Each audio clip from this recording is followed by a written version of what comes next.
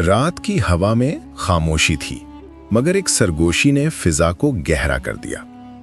उस सरगोशी का नाम शैतान था। वो शहर के गुंजान कूचों में चुपके छुपके घूमता, लोगों के दिलों में वो धीमी सी आवाज घूंपता जो आहिस्ता आहिस्ता आतिशे नफसानी बन जाती।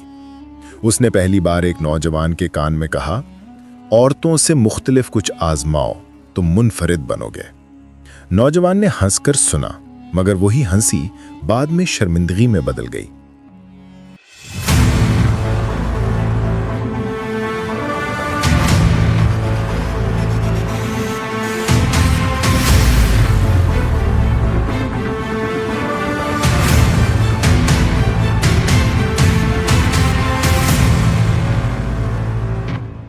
वक्त गुजरता गया, वसवसे बार बार दोहराए गए।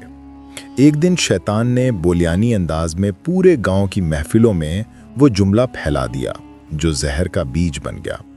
तुम्हारे घर आने वाले मेहमान तुम्हारी सब्जियां, फल और गोश्त खाते हैं, उनसे इंतकाम लो।